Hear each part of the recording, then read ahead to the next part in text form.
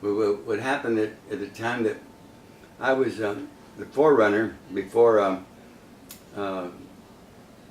Diane Powers at the Bazaar del Mundo, and I wanted to bring the kind of goods that that were the handmade merchandise from Mexico. So consequently, I had a friend of mine that his girlfriend worked for me. Her name was Maria, and she had a boyfriend. He was a policeman, and he drove us to Mexico. Of course, he was a wild one. So consequently, we had to stop at all these little places for the mordida. Now, I'm sure you know what the mordida means. It means you have to give them something so you can go on. And all he wanted was my Polaroid camera. So I said to Hector, give him the damn Polaroid camera. And Hector said, no way. So he pulled out his gun, the other one pulled out his gun, and it was like a Mexican standoff. And I said, oh God, Bill, my companion for 50-some years, said, David, what have you gotten me into here? This guy's going to kill us. Sure enough, the guy, they both drew, and Hector won, so we went on our way. As we went on our way, this wonderful, awful thing happened. We got in a terrible accident because that's when I borrowed my sister's car, which had, that time the motors were in the back, and the car swayed against the rocks, big rocks, and we got into this horrible accident. And it was interesting because the accident was this wonderful couple who were on their honeymoon, and they were kind enough to put us in their car and take us down to Mazatlan. They took us all the way to Mazatlan, and we were screaming and dying, and Bill was just, beside himself. When we got to Mazatlan, we had the wonderful nuns take care of us, and I was in the corner bleeding, and Bill said, "Don't take care of him. Don't take care of me. What? Take care of him. He's dying over there in the corner." Consequently, we stayed there with the wonderful nuns at Mazatlan for at least 2 months.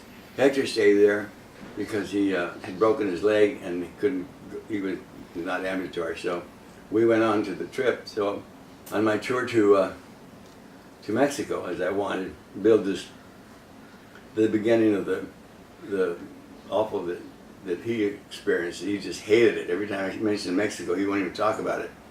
So the minute we got into, not the minute, but when we got into Mexico City downtown, yeah. So as we go to the hotel, we check in the hotel, this beautiful hotel, and of course we get up to the, I don't know, about the 15th floor, and wouldn't you know, in the middle of the night, the buildings start shaking, and all the buildings downtown, because Mexico is built on the lake, I believe, and consequently the buildings were sinking. The one I looked out of the window, they looked like they were sinking about 12 inches. It was unbelievable. And my companion, he said, "Oh Jesus, David!" He got on his knees and he was in his jockey shorts.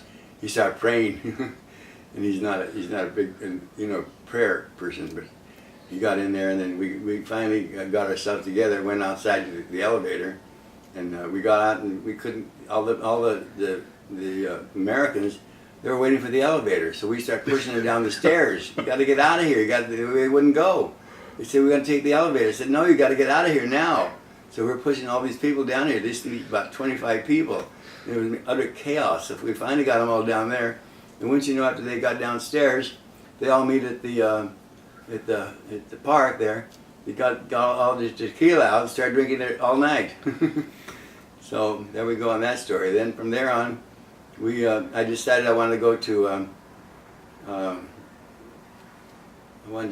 Oaxaca, because they had all the black pottery that I wanted to get. So here we go to Oaxaca, and I could care less of what the transportation was like or whatever. But so we take the least standard one. I think it was like a B rated. So then we get on this bus, and of course all the inhabitants they're all cooking, making their tortillas and eating and cooking all their pork and chickens and everything. There they are, and Bill's going. The bus driver is going all the way up these mountains, and my Bill is screaming, "I got to get out of here! I got to stop! Get out of here!" The bus driver could pay no attention at all. He just kept going. We looked down the canyons, and all these buses and cars were all at the bottom of the terrain. It was awful. So, to make a long story short, we finally get to Oaxaca. Then I drag him to the prisons, because I wanted to go to the prisons to get prison art. So here we go to the prisons, and David, here we go again. Why are you doing this to me? Finally, we got to Oaxaca. We got the stuff I wanted. We got the prison art, and then we got the luxurious train from Oaxaca to Mexico again, and there we go. So, and incidentally, when we were there in the earthquake, Connie Francis was going to appear at the Hilton. The minute she got off the plane, she said, get me out of here. So she got out of town. So, you know, the whole thing was insane, the way it all fit together. But, you know, as you think about it now, it was very fun. And, you know, who knows how these things happen, but they always seem to happen to me for some reason.